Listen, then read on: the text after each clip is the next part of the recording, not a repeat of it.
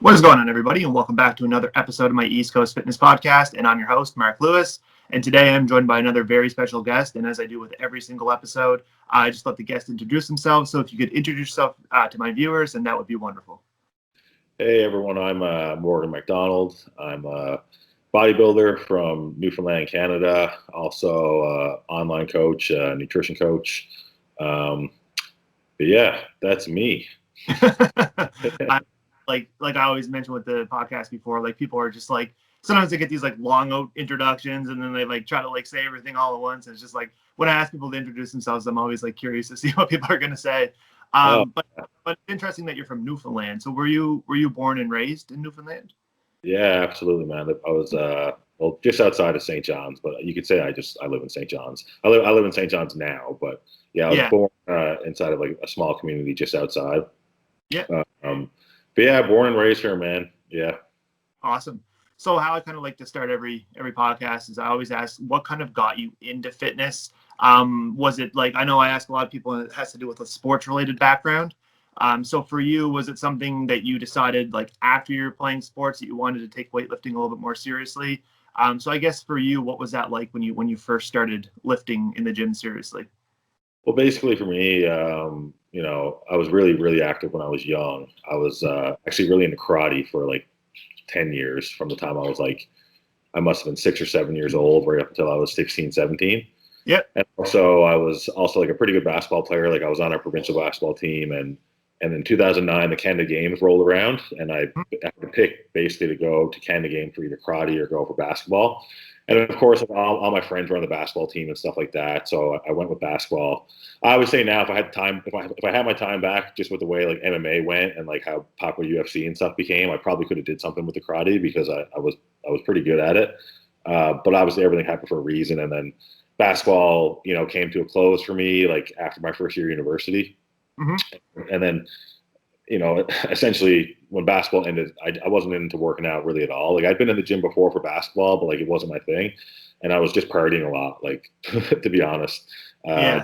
didn't do much at school. University wasn't really for me, but the one thing I did do was make a lot of friends and party a lot. And I started gaining weight and just getting out of shape, and I wasn't used to that because basketball really kept me in shape.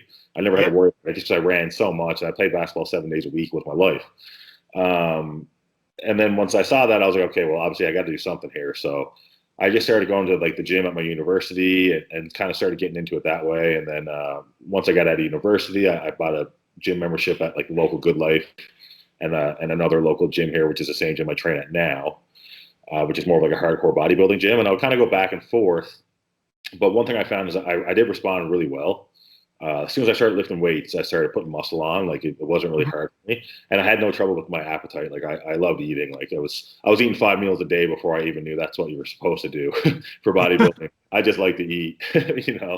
Yeah. So with that, I put on muscle. I put on a little bit of fat with it for like definitely in the beginning. But then the more I got into the training, the more I realized I couldn't really out-train a bad diet, and I did want to be leaner and have abs and stuff like that. It was always a goal of mine to be abs. And around this time, I was probably like 18, 19, 20 even. And then once I figured out nutrition, like the very basics of it, I basically remember I was going on vacation with some of my buddies, and like I just wanted to have abs for that trip. Yeah. So I ate nothing but chicken, brown rice, and green beans for like 4 meals a day, like even for my breakfast and before bed, because I Yeah. just knew like that was what you should eat. Mhm. And I did that, and I got really lean and got in shape. And once I saw how I could transform my body with food and training and cardio, I was just like I got super obsessed with it. And then because I wasn't going to school, I decided to get a job at a local Good Life as a personal trainer. Mhm. And that kind of put me even more into the world, just being in the gym all the time and being around members that were like into bodybuilding and stuff like that. And then basically when I was 20 years old, this was 2013, I decided I was going to do my first bodybuilding show, the local show here. Yeah. And going through that process, it was like the hardest thing I ever did. Like I got a coach, did my contest prep, starved, for the first time like anybody does. And the whole time I was doing it, I said, there's no way I'm ever doing this again because it's the hardest thing ever. Yeah. But I did it, and I got through it. And I remember after competing, it was like I remember watching the person who won the overall in bodybuilding win, Mm-hmm. And I said to myself, like, I need to know what this feels like. Like, I need to do this. So ever since then, ever since 2013, I've been like pretty much fully dedicated to bodybuilding and just kind of reaching my potential in it. So that's a, long story short, how it started for me. Absolutely. Yeah, I can definitely relate to that. For me, it was like during university, I put on a bunch of weight. I was always in the same boat as well. Like I was fairly active. I played like a bunch of sports. Played hockey. I played golf. I played soccer. I played a bunch of different things. And then for me, it was like I always kind of went to the gym, but I never really like trained with like a purpose. So it was just more of just like going to the gym to go to the gym. Something you kind of did in high school, and you just got a bunch of your group of friends together. You just went to the gym. So then, like in university, I found myself just like unmotivated and just like I put on a bunch of weight. I think I got up to like 255 pounds or something. And for me, that's fairly heavy. Like Yeah. definitely like looking back at pictures now myself, I'm just like, oh my God, how Yeah. did I, how did I deal with that? Right. But, so for me, yeah, it came from weight loss as well. And then, like I said, I've only did one bodybuilding show. I did the Atlantic Classics, in New Brunswick. I did that in 2019. So I did, men's classic physique. So now I'm just kind of like in a period right now where I'm transitioning to do a natural show. So I'm actually going to be competing next year in a natural show. So that was kind of what sparked me. But I guess when it comes to bodybuilding, just in general, do you find that like having a goal? Because I know personally for me, like it was hard for me to get a like when I was doing the show, I was completely, or when I was prepping for the show, I was completely focused. I was training hard. I was eating right. My diet wasn't an issue. Like I was motivated to eat the diet. But do you find that like having that weird, because like bodybuilding off seasons can be fairly long, like especially if you need to make like a significant amount of improvements. So do you find that like having that goal like is important for you to continue like pushing to it? Because I found that like I've lost sight of like having like a 2 year off season. It's very easy to lose sight of it. Do you find that like setting a goal is extremely important for you to kind of like stay on track with everything? Well, man, for me, like I'm really like an all or nothing person in everything I do. Like that's why the partying situation got so bad for me, and why I had to get away from it. So bodybuilding kind of saved me from that. And bodybuilding was like another extreme thing for me to put my energy into. Yeah. So from the time I started, from the time I did my first show, like I decided that like I wanted to work towards being a pro bodybuilder. Yeah. So I'm like fully dedicated, and I just came off, over like last time I competed was October 2018. I intended to compete last year, but obviously the whole COVID thing happened. So it's been like almost a 3 year off season for me. Yeah. And like, I've had my times of frustration with shows getting canceled where like, I never lost motivation for a second, more so just got frustrated. And, because when you're working towards something and you get close to it, it gets taken away from you. That sucks. But, as far as motivation, it's never been an issue for me because this has just been my objective for so long. And luckily for me now, being like a full-time like nutrition coach and online coach, it ties directly with my career. So me excelling in bodybuilding is only going to help me on my business end of things, right? Like both the things I do complement each other very well, and I'm really lucky to be in that position and have like to get that started for myself. Yeah. So the goal for me has always been like I know I'm going to get on stage again, like so whether it's in 2021, 2022, 2023, like it's going to happen, and then the good thing about bodybuilding is no matter how much, the more time you have, the better you're going to be. Like Absolutely. there's no day wasted in bodybuilding. Like if you No. I plan to compete in 2020, but now obviously my plans got switched to compete this year, hopefully. So in my mind right away, like, okay, that sucks, but now I have to use this time to get better. So my motivation is just to use the time as efficiently as possible to be better. And now I'm definitely better than I was last year. So, I feel like because of that, I have a better chance of doing well this year and reaching my goal of going pro, right? So, yeah, I think so. I guess that being said, to answer your question, I always have a goal. My goal has never changed. It's just been a long-term goal that I've been working on now for like 9 years, Yeah. but getting close to it, right? So, So I feel more motivated now than I ever have in my life, to be honest with you. that's awesome. So coming off your last show, I guess what are some things that like some key takeaways from looking back to your physique that you had before to kind of like where you're progressing with your physique? What are some of like the things that like the top, I guess, let's say top three things. I don't know if you can say three things, but like top things, I guess that you'd say you made that you wanted to improve on, whether that be like specific body parts or style of training, like anything nutrition related or just recovery. Like what are some of your focuses that you found have kind of like allowed you to kind of make the necessary changes that you're looking to kind of bring into your next competitive season? Well, a few things. So I competed last time I competed 2018. I did the Gladiator in 2018, which I loved how I looked in that show. Like I looked great, like full as a house, pretty lean. I did pretty well. And then when I went to nationals, I left the coach I had for Atlantics and the Gladiator that year and tried to coach myself. And my only critique from the Atlantics was to be leaner. So basically, by coaching myself, I way over dieted, did too much cardio, and before the show, I took too many diuretics before nationals, and just came in like 15 pounds lighter than I was at the Gladiator, just completely flat and looked terrible. So the takeaway from that was that I need a coach at all times because I can't coach myself. Just because I'm too extreme, I'll take things too far. Like I don't know, like I don't need help getting in shape, but I need help to pull back and when not to take it too far, right? Because I'll kill myself to get in shape for sure. So that, and also, not every contest prep is the same. Like when I did the Gladiator, I was way bigger and fuller, so I needed more diuretics and I needed to cut water harder. For nationals, I was in way better shape. Like I didn't need to cut water at all, and I definitely didn't need to take any diuretics. But I treated that prep like the prep before it, and my body was in a different state. And so that was a learning experience for sure. Is that don't just assume because something worked in one show that's going to work the next show, because it probably won't. Also, yeah. So and then obviously I knew I needed more size, especially being someone who's 6'2". So then I hired Dorian Hamilton. I worked with him from 2019 right up until the beginning of this year. He was like my coach for my last off season, and we got my weight all the way up to 332 pounds. Made a ton of progress, and a lot of that was just eating the food, and also, in 2017, 2018, the way I trained, I basically trained like everything twice a week. Like I just overtrained.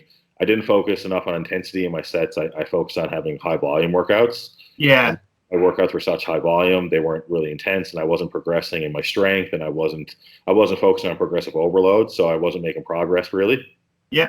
So when I basically took my training down to only training 5 days a week instead of 6, and only focusing on hitting one body part one time per week, and putting a lot of effort into it, and cutting down the volume in those workouts, and focusing more on recovery, essentially, like having more intense workouts, but then also optimizing recovery.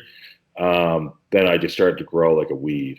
And also another thing I learned along the way in doing that with my training is not to have too much variety in my exercises. I think a lot of people switch up exercises way too often, and they don't spend enough time trying to get stronger and mastering technique and form on the basics and the ones that we know work. And when I did all of those things, I really started to progress and add muscle tissue. And the benefit of having such a long off season, I really believe this, and this comes to when developing new muscle and developing muscle maturity. Like you need to gain muscle. Like a lot of guys will have like a 6 month or 1 year off season. They'll gain some muscle, but then they go right into a prep. And because that muscle is so fresh on your body, it's very easy for your body to get rid of it when you start to diet, right? Absolutely. But if you gain muscle and hold it for a year or 2 years and keep that size, that muscle kind of becomes a part of you more, I feel like. I feel like your body's used to having it, and it's less likely to burn it off when you start dieting. So, and I've noticed that myself too. Like I gained all that muscle in 2019 and early 2020, and then I've held it up until now by keeping my weight in between like 315 and 325 this entire time. And I see the changes, right? So I think now, from the last time I competed, I have probably 25 or 30 pounds of muscle on. And I think for someone with my frame, it's going to help me tremendously. And, not only looking bigger, obviously, but having more shape and being able to get in better condition because of the more muscle mass I have. So, yeah, I would say those are the things that I've changed. Yeah. Okay, so just I want to touch on a couple of things. You mentioned a couple of really important things that I kind of want to touch on. So the first one being Dorian Hamilton. So when you went with him, I guess like was it hard to be able to kind of get to the point where you had to accept that you kind of had to eat that amount of calories and get up to that weight? Like I guess what was it like to understand that you need to be able to get to that weight in order to build the muscle? Like was that hard for you? Did you find it like a challenge? I mean, I know that you love to eat and everything like that, but was it this was different. What's that? This was different. So Dorian was great. He's an awesome guy. One of the best coaches I've ever had for sure. Just in his knowledge, but the way that we did it was we basically just figured out what foods worked for me and that I could eat a lot of, and stuck with those. We just focused on optimizing digestion. Yeah. But it was a full-time job. I was doing 7 meals a day, every day. So essentially, man, it was like, I would eat At the most food I was eating was like, I think it was like 8,500 calories a day of all clean food. 8,500 calories a day. Yeah, so I was Oh, eating 14 cups of cooked rice a day. holy. Uh, so I think that was, I think me and my buddies worked that out. I think that was like 4,000 calories just from rice alone. That's insane. And I And mean, did digestion issues? Like, what did you do? Like, obviously, like, if it digested well, because that was something that you worked on, was to figure out which foods digested well for you. But I guess, like, was that something like an issue, like going to the gym? Because I know, like, for me, when I eat too much and go to the gym and have that workout, like, I feel bloated. I feel like crap. Like, I don't really feel great. Like, for the yeah, workout well, wise. the foods, right? Like, so like I'll kind of give you a rundown of the day. So my first meal, I would blend up 2 scoops of protein powder with 400 grams of rice and a cup of berries. Like get that in me as soon as I woke up, and that was like almost just like drinking like nothing really. It wasn't that hard. It was a lot of Uh, calories. yeah, and then my next meal would just be like chicken, 6 ounces of chicken with 400 grams of rice and some pineapple, and then I would go train. So I only had two like kind of small meals in me, like small meals to me, before I trained, and Yeah. then I would focus on taking in most of my calories like after I trained. So then Yeah. my next 4 meals would be like a big salmon and rice meal, a big ground beef and rice meal, eggs with chicken, and a huge bowl of cream of rice. And then before bed, I would have protein powder again with like this massive bowl of morning crisp cereal, which is Yeah. basically like nuts and granola in a bowl. Uh, Yeah. so it's super calorie dense. Yeah. And in between that and like 100 grams of I was getting from carb powder a day, I was hitting the food, and we would do like 2 cheat meals a week, which would also help me get more calories in, right? But yeah, dude, that was the hardest thing ever. That was harder than any diet I ever did for a contest, like as far as being hungry goes, because when you are like truly stuffing yourself full of food, it's definitely mentally challenging. And you know, the benefit of contest prep, like being hungry sucks, but at least you're looking better. You know what I mean? Like you're getting lean. Like there's like that a psychological benefit to that when you're stuffing yourself and that's really uncomfortable physically, but you're also looking in the mirror and like you're just kind of getting like bigger and puffier. I Yeah. mean, of course, you're adding mostly, you're getting stronger. Being in the gym is fun because you're strong as hell. But like when you're visually kind of like declining in a sense, uh, Yeah. that's the hard part, right? That's the hard part. Seeing your lines go, seeing like all that kind of stuff that you're so used to seeing when you were like 30 or 40 pounds, like whatever, like how much your weight difference was. Well, But just, and this too, right? Like we live in the social media age, right? So now, like I'm 330 pounds in the gym, I look absolutely massive, right?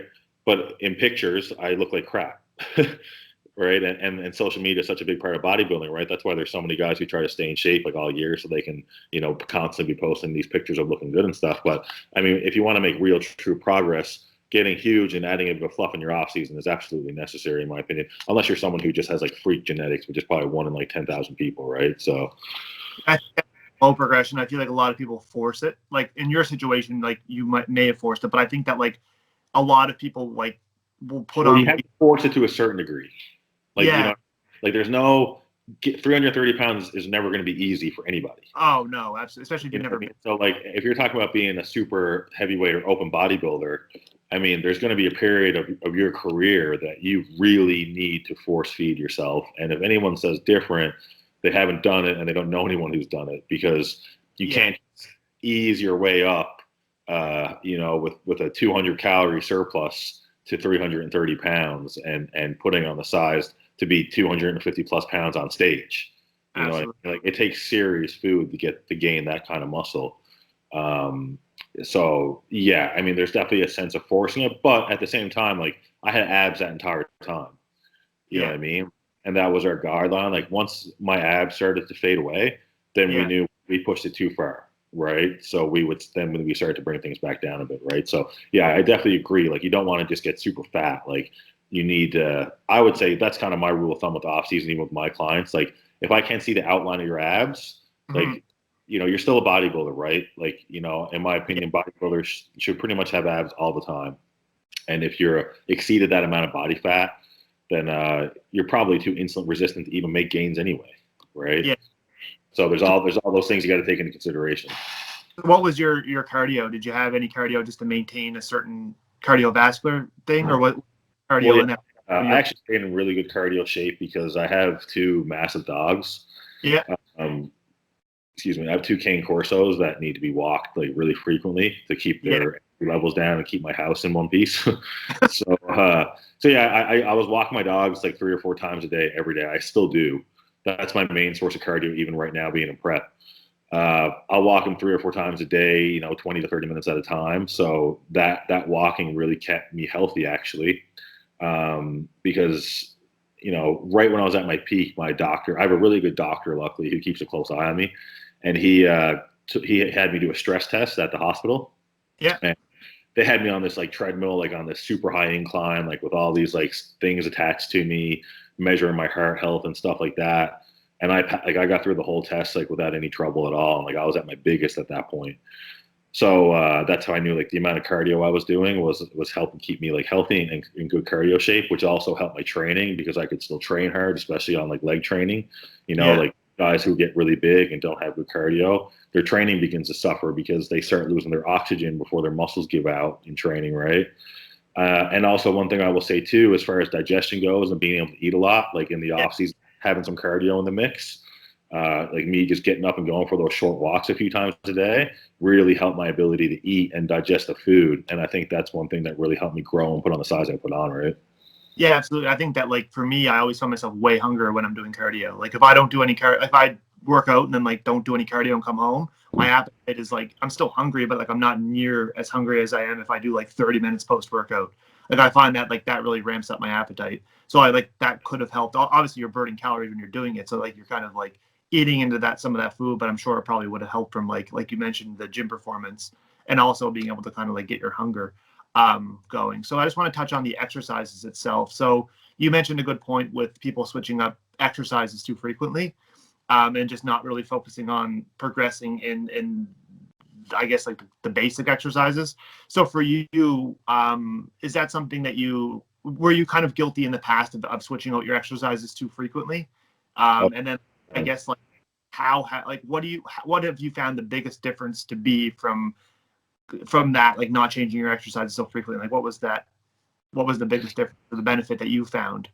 Yeah, I just always thought like if I did one exercise one week, I couldn't do it again the next week because like my body would get used to it and not benefit from it, and which is a bunch of nonsense, right? Yeah, so when I basically, my back was my biggest thing. So we'll talk about my back. My back was really weak, and that was a training day. I was always just trying to do fancy stuff for it, like trying to find the secret to like fix my lagging back. But basically, I just brought it back to the basics. I did wide grip pull downs, dumbbell rows, T-bar rows, wide grip seated cable rows, rack pulls. Really made those my like a hammer strength reverse grip pull down machine, another good one, and just kind of made those the foundation of my back training. Yeah. Because those were the exercises I could feel. Like I knew with those exercises I could really feel my back muscles working, and I didn't have the greatest mind muscle connection with my back at the time, but I could feel those. Yeah. So I was like, okay, I'm just going to try doing these exercises once a week, like 2 working sets of each thing. But on those working sets, like focus like immensely on my muscle connection, and also week to week focus on trying to get stronger on these exercises. So every week I try to go 5 or 10 pounds on whatever I was doing. Yeah. And man, when I started doing that, I really started to notice some progress. And because I was doing these exercises every week, I was getting better at them. Like I was establishing a better mind muscle connection with them. Every week I could feel them better. So not only was I getting stronger at them, but I could feel them better. I felt like I was getting more out of them. Yep. So I think as I was mastering my technique and getting stronger, like the stimulation I was putting on those muscles was just something that they had never felt before. And I just grew lats I never had. I grew traps I never had. Like, my erectors got a lot thicker from doing the rack pulls and RDLs I was doing for leg day. And that, made a massive difference. So I think that was very important for my progress. It's something I'm working on myself. Is just I find that I get to the gym and it's like something's taken or something, and it's just like, okay, well I can't, like you go to the gym, the squat rack's taken, you have squats playing, it just completely like throws off the vibe of your workout, or like a certain machine but I guess like so that's something I'm working on. So I guess with the training split itself, like what training split have you found to be like you've had the most success with? I guess is there a certain way that you like? The thing I can do is just like your 5-day bro split, because I actually tried recently kind of going back to like a push-pull leg sort of thing, like a modified version. Yeah. But I cannot train any muscle twice in 1 week the way I train. I train, I just can't hold back. Like I tried shoulders, for example, has kind of been a lagging body part on me recently because my arms are kind of like ahead of them. Like my arms are pretty big. My shoulders need work. So I tried having 2 shoulder days a week, or I tried doing like 2 push days a week. So I trained chest and shoulders twice. But I knew, knowing that I would have to kind of pull back the volume and like really watch my intensity in each of those workouts to make sure I would be recovered before the next workout came up. Mm-hmm. And I just couldn't do it. Like when I'm in the gym training, like I'm going to train the muscle until it's like obliterated, basically. And I say that, intelligently, right? Like, I'm not going to overtrain it with volume. I mean, like hitting my max sets, like hitting the numbers I know I'm supposed to hit to progressively overload from the week before, or at least attempt it. And then I'm done. So when I tried to do that twice in 1 week, I was just getting beat up, honestly. So I'm back to my original split that helped me progress this last 2 years, which is right now I do back on Monday, chest on Tuesday, arms on Wednesday, Thursday, day off, Friday, leg, Saturday, shoulder, Sunday, day off. Yeah. And that's what does it for me, man. But I will say this, because shoulders are behind, on my chest day, I throw in like 3 or 4 sets of side laterals. So I do train a little bit of extra shoulders, just the medial delts to kind of help bring more roundness out in my shoulders. But besides that, that's like the only muscle that gets hit twice in 1 week for me. I'm the exact same way. Like I have a hard time like balancing intensity, and just like when I go to the gym, it's hard for me to do like not train intense. So it's like hitting things twice a week. I've always found like my legs are just brutalized. Like I take leg day seriously. Like it's, for me, it's like, okay, well, I'm going to go in, it's leg day, I got to train hard. I just end up doing way too much. So when that second leg day rolls around, I'm just completely toast. I got nothing left. So I'm experimenting with I've been doing a push pull legs now for a while. And then, so now I'm experimenting with like a 5-day split where it's like upper, lower, rest, push pull legs. So it's like, I'm going to try that out for a bit and just see how that goes. I think that could help. But yeah, I've been experimenting. I've just been on push pull legs for a while now, and I'm just like, I need to change the pace, and I don't want to go like, I've tried a bro split before, but for me, it's like, I feel like other body parts could definitely use that 2-a-week frequency. Like something like for me is chest. Like I don't find, like I can definitely hit chest twice a week, shoulders, like arms and stuff. I've been really trying to bring up my arms. It's something I want to improve on. So I've been just trying to throw in, so like arms and abs. I don't know whether or not I should like have a separate day for that. But I know for a fact that like legs for me is good like once a week. So I'm just trying to experiment myself with training and just trying to figure out. You figure, man, it's trial and error, right? And you'll find something that clicks, and you'll start seeing results, and then you just stick with that until it doesn't work anymore, really. But I think the biggest thing is going back to the exercise selection. Is like, I find that like people feel like they're forced to do certain exercises. Like you're forced to do deadlifts, or you're forced to do this type of like bench press or whatever, and it's just like you're not necessarily forced. And I find that like, I think the biggest change I've made personally in my last little bit was just figuring out which exercises I connect the best with, and like having those in. And I find like that's been something huge that I'm working on myself, is just like, there has to be a level of enjoyment, but there also has to be a level of like progression, and that you're able to connect well with the exercise. So that's something I've been trying to narrow down my workouts. I've been finding myself doing a lot of like different variations and like doing new exercises every week. And it's just like, you get to the point where you're not really progressing, or you're not sure if you're progressing, because it's so. I completely agree with what you said with the whole sticking to the exercise. So I guess for you, like, how long would you commit to a certain exercise? Like I say, it was like barbell rows. How long would you like commit to that exercise before you would consider swapping it out? Well, there's some exercises I never swap out. Yeah. Like, for example, like incline Smith machine chest press. That exercise built my chest, and I'm still progressing on it. Yeah. Like incline dumbbell fly is another one for chest. Something like bent over rows. That is an exercise I'm on and off with, just because I think it's good. I think it's a good exercise for upper back. But like every now and then when I do that, it hurts my biceps, right? So if I do bent over rows one day and it hurts my biceps, I'm probably not going to do them the next week, right? But like I did have a phase with bent over rows where I was doing them for the first exercise of my back day for like 6 weeks straight, and like I got like 325 for reps on them. So I think it's tough to say, right? Like I will stick with an exercise for as long as I feel it's working for me. I connect well with it. I'm making progress on it. But if I'm doing an exercise and for like 8 or 9 weeks and then I'm not really making progress on it anymore, or maybe it starts to give me some type of nagging injury, or it's affecting something negatively, I'll try something else. Yeah. But I mean, changing out exercises does not happen very often for me. I will say that. Yeah. Yeah, just finding what works for you, I guess, and just sticking with it. The old I, bullshit, man. It's the basics, right? so I guess like someone who like I guess what would be like the biggest or the most like overrated and underrated aspect do you feel like that people think of training? They think of it like what would you feel is like that number one thing that's like the most overrated, and then like the one thing that's the most underrated when it comes to like training just in general, like assuming like bodybuilding goals, not just like Yeah. Well, I mean, overrated would be a couple things, really. Just fancy exercise variations, yeah. which I see all the time. Like a lot of guys like sitting sideways on a chest press machine and doing like one arm at a time. Like if you have if you have to do an exercise and you vary it to hit the same muscle group, but you have to use a lighter load to do this type of variation, that means you're putting less stress on that muscle by using a lighter load. So automatically that muscle is not going to be stimulated as well as if you just did the exercise, the regular way or the way it was meant to be done. And you could use an optimal load and you have better like body stability to allow you to take, because all we're doing with muscles, like people forget, like as far as hypertrophy training goes, like we're just training tissue. We're taking a muscle from, it's purposeful range of motion under resistance, right? So we're taking it from like a stretch position to a contracted position under resistance, whatever that muscle's function is supposed to do, right?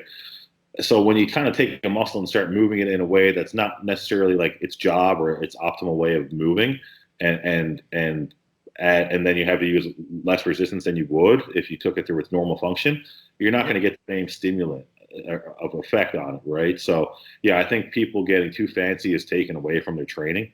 Mm-hmm. And then again, I think overrated is just having too much variation. Yeah. People thinking that they need to switch stuff up all the time and stay up on the latest trends, and whatever girl posts this workout on Instagram is the new best way to grow your glutes. I think people should just ignore that shit and really just focus on getting better at the basics and mastering the basics. So a lot of people that get influenced by that type of stuff are people who are just getting into it anyway, and like they have 5 or 6 years of benefiting from the basic movements before they even need to look at like changing anything up and bringing resistance bands and stuff into their training. You know what I mean? So I think all that stuff is just prioritized way too much by people, and like the basics of what have been building good bodies, since the 1920s, is just being disregarded way too easily. And that will kind of just go right into what I think is underrated the most in training, would be training the basic movements with intensity. I think people just disregard the actual effort that they're putting into their sets. Like, you're like, okay, I'm gonna do 4 sets of 10 on bench press. I'm like, they do it, but like none of those sets, all those sets were 3 or 4 reps away from failure. Say, okay, like good job. Like you just came in the gym and told your body that you just did enough to stay the same that you are. Yeah. And like you're people not pushing the boundaries. Like you're not, I think a lot of people are like scared that they're training, I wouldn't say too hard, but people are like, with all the science that's out there and stuff, that people are like, well, I need to have like 3 reps in reserve or like 4 reps in reserve in order to like progress. Too much nonsense out there, man. Too much science now, to a point where you're seeing these studies come up, all over the place, that are just not legitimate, in the sense that like they're just not testing the right people. They're not testing enough people in these studies for them to actually be accurate, but like they're still making it into on bodybuilding.com and these like mainstream sources. People are going to see them, right? Bodybuilding specific either. There are people that like are that necessarily don't have like the same goals as you. You know what I mean? So when they're saying it, they're saying, well, the bench press is the most effective exercise and blah blah blah and all this kind of stuff. It's like, well, it's very specific. It's very individualized to the point where it might not be like if you're looking to grow your upper chest, it's not really the most effective exercise for doing that. Yeah, so, and that's what I mean, right? So yeah, I think if people just focus more on mastering the basics and training those movements with intensity, they will get so much more out of their training than they do with these like just silly workouts that you see a lot of these days. That's all. So I just want to get your opinion on like the mix between like compound exercises and isolation exercises. So obviously the body part would be very specific to that. Like arms might be a little bit more specific, or like isolation. But I guess like for you, if you were like, let's say you were doing like 5 exercises for a given muscle group, what would be your mix? Like, do you feel like people focus too much on isolation exercises and not enough compound exercises? Or do you feel like going back to what you mentioned, the basics, like a dumbbell shoulder press, a barbell row, a bench press, and like something like that? Do you think that those should be the foundations of your program versus like tricep extensions and like all these like machine chest press where you're more, or like pec deck? Like, do you feel like, what I guess like what I'm trying to say is like, what do you feel is a good mix for like compound exercises and isolation exercises within like a given? For me personally, like anytime I think of an exercise, like each exercise has like a purpose for me. Yeah. Like, you know what I mean? So like, we can use chest as an example. So if I'm doing a chest workout, and this goes for all my body part, like everything I train, I'll always start with some type of isolation movement. Like, so for chest, it's always like a cable fly or machine fly. One, to establish a mind muscle connection with the muscle group I'm going to be training. Very easy to establish a mind muscle connection using cables. Yeah. 2, it's going to warm up my chest and keep me safe. Yeah. Because if I go from, straight into the gym to a heavy press, it's dangerous, right? Especially with the weights that I use now. And also another benefit to that is pre-exhausting. So by doing 3 or 4 sets of cable flies before I get into my press, my chest is kind of pre-exhausted. So I don't have to go as heavy now on my chest press to get the same out of it, right?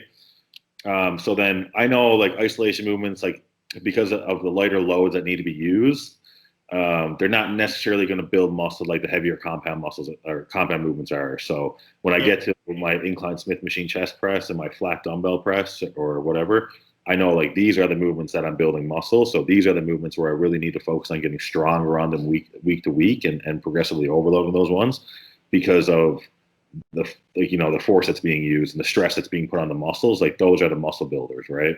Yeah. So once I do two presses, then I'll go into another type of fly. Again, focusing on my muscle connection, really isolating. Like, say if I'm doing a cable crossover, I'm going to focus on like my pec minor, like more of the side of my chest. So I'll kind of put my mind there a bit more, and just focus on getting some stress on that part of the muscle and putting some blood there. And then I might finish with some machine press because at that point I've done a couple compound presses. So like all my stabilizers are pretty fried, but my chest still has something left. So I'll hop on a machine, bang out a couple sets of presses where all I got to worry about is pushing straight ahead. And that will kind of finish off the muscle. So that's sort of like a finisher, right? Absolutely. So it's kind of like some type of cable isolation movement to warm up, 2 pressing movements, which would be like the main workers of that workout, another isolation fly to kind of like isolate like a particular part of a muscle group, and then some type of machine to finish it off, right? Yeah, I think the point with the whole idea of like every exercise serves a purpose. I think like too many people are just picking exercises like overlapping exercises where it's like they're doing too much of like one thing. Like I think I was guilty with that when I was doing it. Like I would do too much of like curls, but like not like change the grip, not change the angle with like arms. So I was always constantly doing the same exercise and just overlapping it instead of worrying about like adding a couple more sets, making it more intense, and just like getting more out of one exercise versus like switching from an exercise that's going to give me the same benefit to another exercise where it's overlapping. I think that's like huge. It's just like figuring out which exercises like you need to improve on and aligning those exercises up and making sure you're kind of tracking them and improving on them. So, well, this is also where the consistency and training the same exercises like week to week, because you begin to like understand what the purpose of each exercise is. Like until you have this consistency in your training program where you're doing the same exercises for each body part every week, you're not going to know how each exercise affects you and how it feels and like what part of that muscle group you find it hits and things like that, and how each exercise carries over into the next one to make sure they're kind of complementing each other and not taking away from each other. You know what I mean? Like for example, if I'm training back, I kind of go like lats, upper back, lats, upper back, lats, upper back. Like I'm not going to train 2 movements that are going to hit my lats directly back to back because they're going to take away from each other. You know what I mean? Like I want to be able to maximize what I get out of each exercise. So I think it takes quite a bit of trial and error, but it takes consistency to get to that point for sure. And I think that like if you don't give yourself enough time on a specific exercise to progress, then you're not going to see the benefits of your body changing from that exercise. So if you're constantly trying to improve, like I know rack pulls for me, it was something I did consistently for a while because I just found that they were awesome. And I stuck with them for like probably like 4 months or 5 months. And I noticed like a significant amount of like upper back development, just like my traps and like everything, like just whole. And I just, when I noticed that, I was like, holy crap. Like, and I think if I would have ditched that exercise and did something else, I wouldn't have like got those same benefits. Yeah. So I think like, you have to be patient. Like, I think a lot of people are like, well, I'm not seeing results, I'll try switching. And it's been like 3 weeks. You know what I mean? That they're doing like an exercise for 3 weeks and they're like, oh, I'm not seeing any results from it, I'll try a new exercise. Yeah, that's the thing too. People think fitness is kind of like easy because anybody can do it and they should get results super fast and stuff like that. And they just, man, it's like it takes, and depending on your genetics too. Like if you don't have great genetics for it, like it's going to take your body a long time doing the same thing to respond. You know what I mean? But Absolutely. that's the other thing too. Like people compare themselves to other people a lot. And they're like, oh well, this guy just started working out too, and look at the results he has. Like, oh, why don't I have them? I got to change what I'm doing. But it's like, man, you just cannot compare yourself to anybody in this. It just, there's so many variables to take into consideration with that. So you really just got to focus on yourself. If you're not sure, if how you're training is correct, or you're doing something and you're not getting results and you're not sure why, just hire a coach. There's so many good coaches these days that are around that are offering to help people that can help you skip so much mistakes that you're going to have to make on your own. You know Absolutely. what I mean? It's better just to learn from someone who's done it, who's been through it, who's helped other people, and that have proven themselves. There's lots of those people around. So like, I would recommend anybody to just hire a coach, and it's the biggest favor you'll do yourself. Absolutely. So just one more bodybuilding question, then I kind of wanted to get into a little bit of the business. So with the bodybuilding, I guess, like, what do you feel is like the biggest thing that's separating from where you currently are at to like that pro card? Like, what do you think is that separation gap for you? Well, right now it's hard to say because I haven't competed in so long. Yeah. If you asked me that in 2018, I would have told you that I needed to gain more muscle and have more muscle maturity and things like that. But I feel like I've done a lot of work this year. Like I would say, I mean, right now I'm like a pretty lean 308 pounds. Yeah, man, I you. That's crazy. Yeah, so I should be around like 280 on stage, and if I compare myself to like other pros that are my height, those guys are coming in around 270, 280 on stage, right? So from a size perspective, I think I'm there. Right now, it's just a matter of shredding down and seeing what I look like with no fat, right? And then I guess I'll know if I'm there or if there's more work to be done, right? So who do you like as a pro that you idolize? Who is somebody that you look up to and that you kind of like envision the similar look? I guess obviously everybody's unique and stuff, but I guess like if you were to look up to one bodybuilder and like kind of compare yourself to like that, like I guess like who is a bodybuilder that like inspires you, someone that you look up to that's maybe reached where you a few people like from a real, well, I want to say like my current coach Ron Partlow. Like if you look back at his physique, like when he was in his prime, when he was winning, like he won numerous like super heavyweight national titles. Yeah.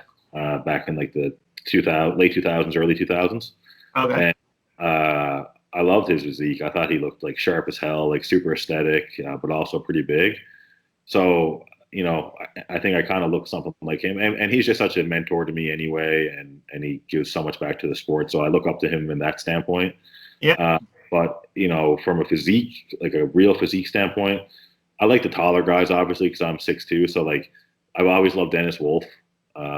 When he was coming up through, like just an absolute freak, like love that, crazy wide shoulders. He has higher lats like me, so that appealed to me, and pretty small waist with like big nasty quads. So I always kind of appealed to him because I thought we had similar structures. And but I would say that my favorite bodybuilder of all time, I shouldn't say my favorite bodybuilder of all time. My favorite bodybuilder of all time would be like Kevin Levrone. Yeah. I love his physique, but I don't think we're very similar. But Cedric McMillan is my guy. I named one of my dogs after him after he won the Arnold in 2017. Awesome. Because I love that physique so much. I love his posing routine at that show. And he's a taller guy and just a beautiful physique. So if I aspire to look like anybody that's like current, I would say it's probably him. Yeah. And if you could be known for like, if someone was like, that's Morgan, like if what would be your body part that you would like want to be known for? Like Oh, in terms I'm gonna be known for my legs, man. of legs?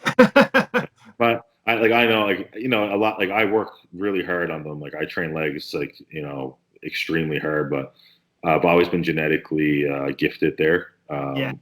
From my family on my mom's side. Like even now, like I still got a good bit of fat to lose, like 20 pounds of fat or more to lose before I'm in shape. But like my glutes are already striated like crazy. Yeah. And yeah, so like the amount of muscle there is just like, For a lot of people, that's like the last thing to come in, right? Is the glutes. Like for me, I know personally for me, like I thought I had big legs, like not, I wouldn't say big legs, but for me, I was like, okay, I have fairly, like, I think that legs was a strong point for me. Then like, as soon as I started doing like, got deep into contest prep, I was like, holy shit, where did my legs go? So it's like, I lost a lot of like size that I thought I had, which was just obviously fat. Well, But when I yeah, first started training, I wouldn't even train legs because they grew so easy. And like I wanted to fit into jeans because it was before I started like worrying about competing. yeah, I wouldn't even train them because like, as soon as I started actually training legs hard and squatting and stuff like that, my legs just like blew up like crazy. Like if you look at my earlier bodybuilding pictures from like, 2014, 2015 even, like my yeah, leg it's like way out of proportion to my upper body. Like it's crazy, right? So it's always been a struggle for me to bring my upper body up to match my legs. But yeah. now I would say I'm the most proportionate that I've ever been. But yeah, I don't think I'm lacking anywhere in the leg department. So I think that when I lean out, I think my legs should look pretty good.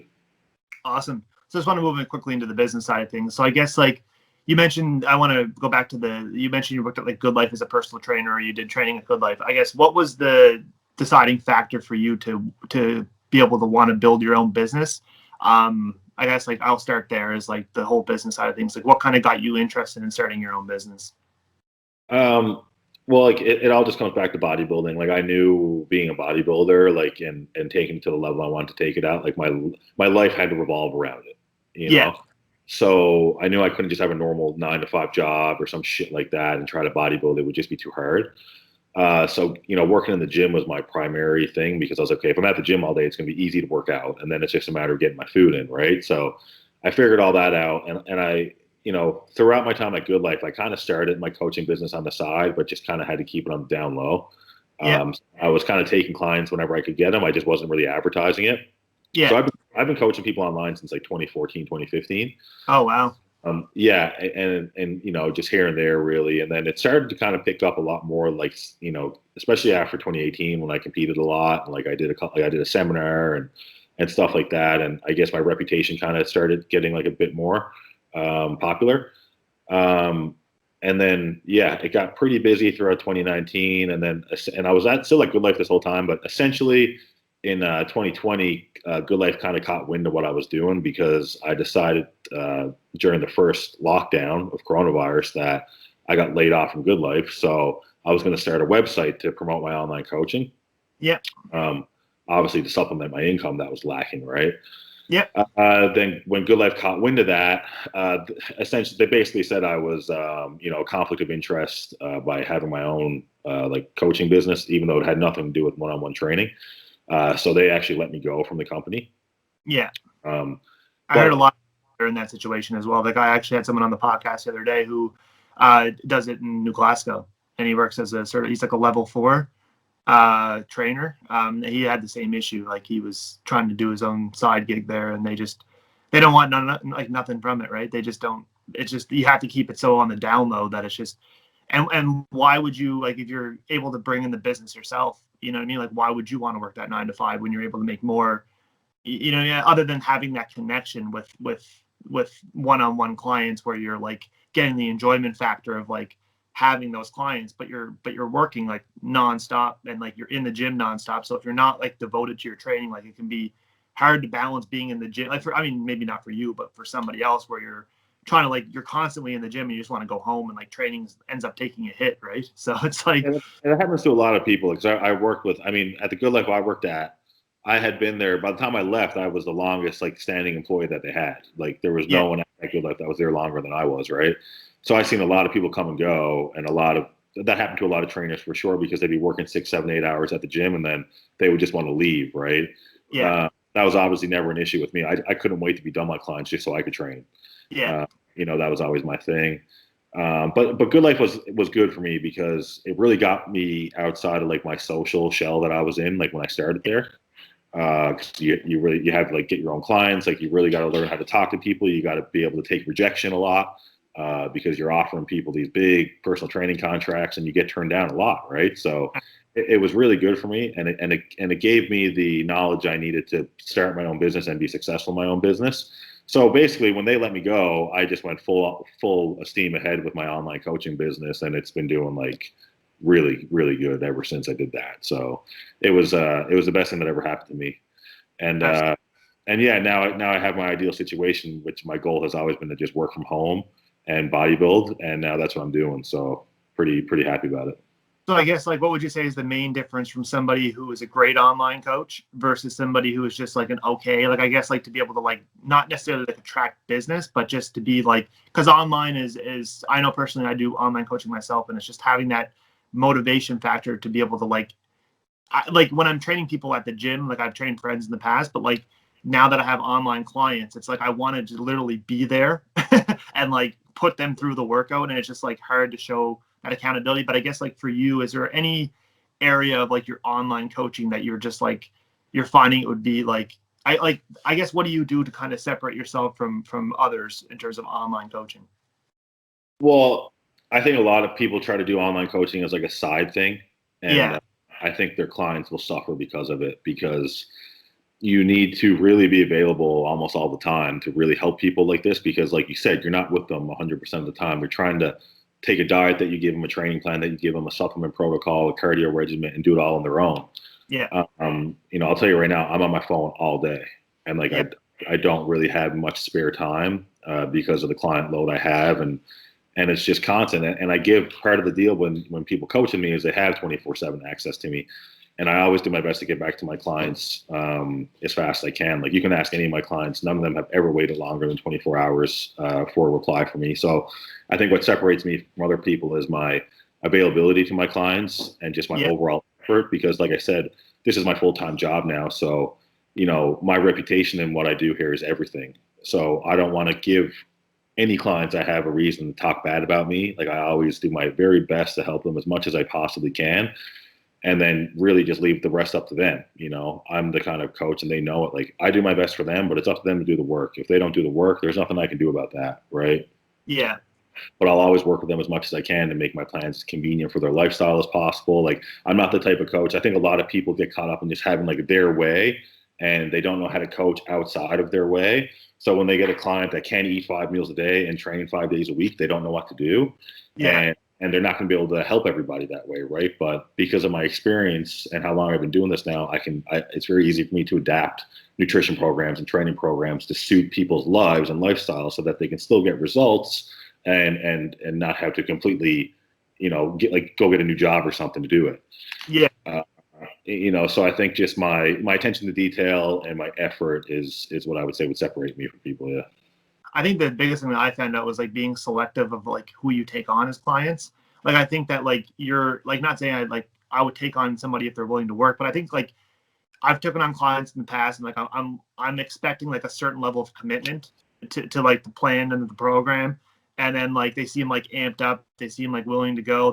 They say that they're available like 5 days a week to do this and that and train, and then like a month into the program, they're like making excuses and they're starting to like you know what I mean, like show their true selves, and it's like I find that like if you can eliminate that and just be selective with who you actually want to like who actually fits your coaching, like instead of trying to coach everybody, I think like if you try to like fit into like a certain group where you're like these are the people that I'm focusing on, this is kind of what I'm looking for. I think like for me that has made a huge difference because like it's stressful like trying to like reach out to people to record their weight and to like submit their check-ins and to do all. And see, I don't do none of that. I don't do none of that. So that's on them, right? So I only care as much as my client cares when I coach someone, right? Yeah, So even if I have a client that's struggling, if I know they really care and they're really trying their best, I'll do my best to work with them yeah, regardless, right?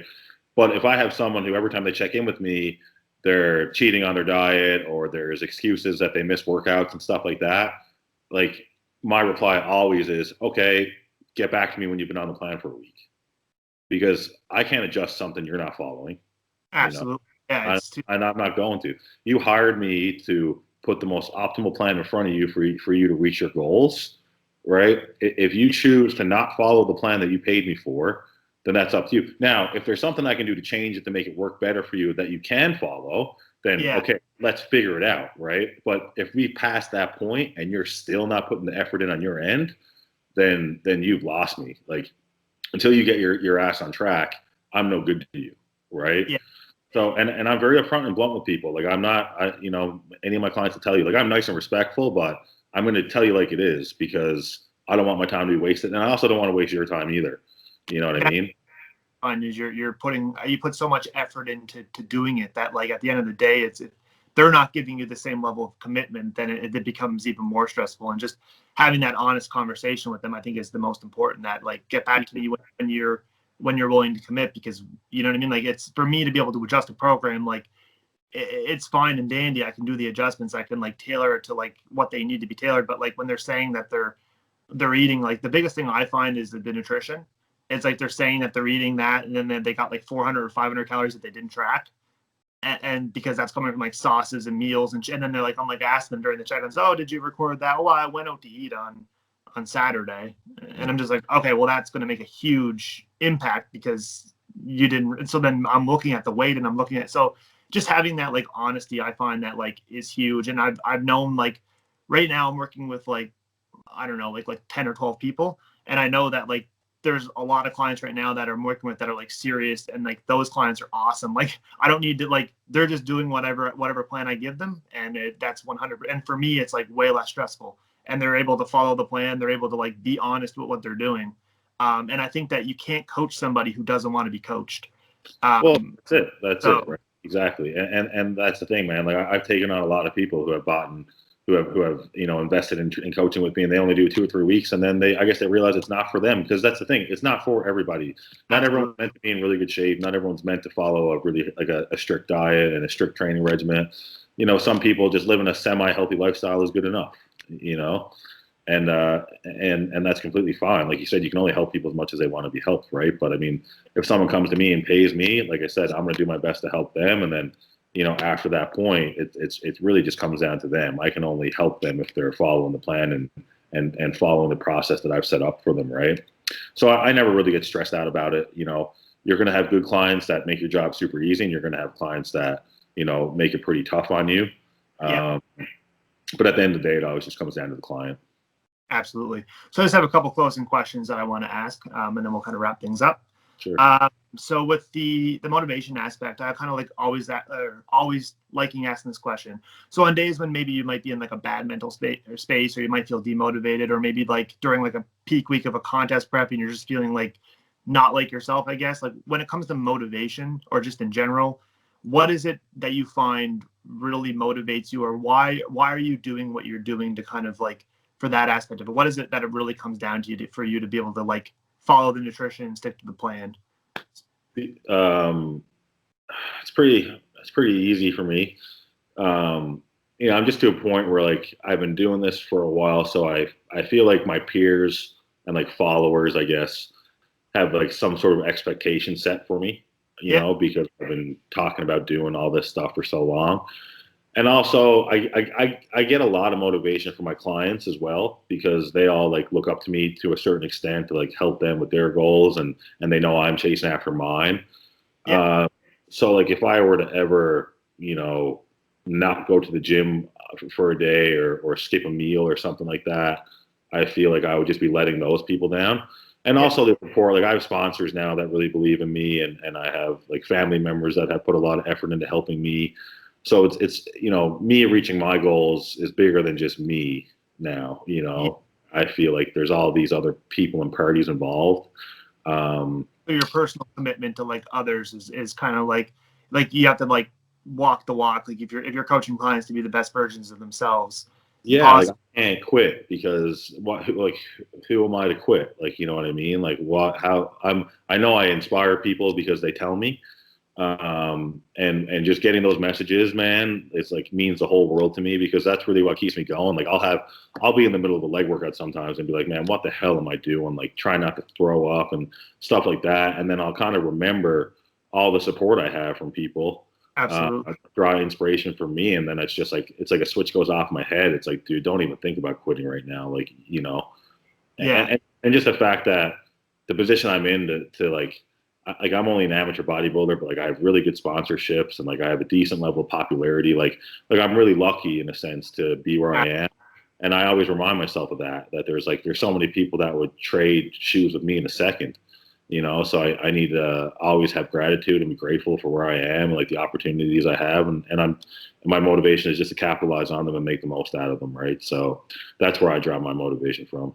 Yeah, and I think that like you going back to what you mentioned is you put so much work and you put so much effort into this just in general, like your whole life. So like to give up on something that you've been working towards your whole life is it's you know what I mean? It's hard for people to realize like to where you are today. It's a grind, it's a struggle. It's like you've put in a lot of work. So just to kind of say like to have that one day where you're not feeling it, it's just to give up on it.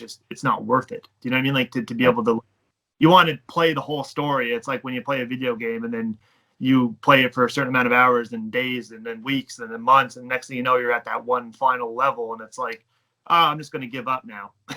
It's like, yeah, dude, like I don't got any quit in me, man. Like I just know, like, even if I wanted to quit, I couldn't. Like I wouldn't be able to live with myself, Absolutely. So then the next question I have for you is where do you see yourself in 5 years in terms of like your bodybuilding, but also like your business itself?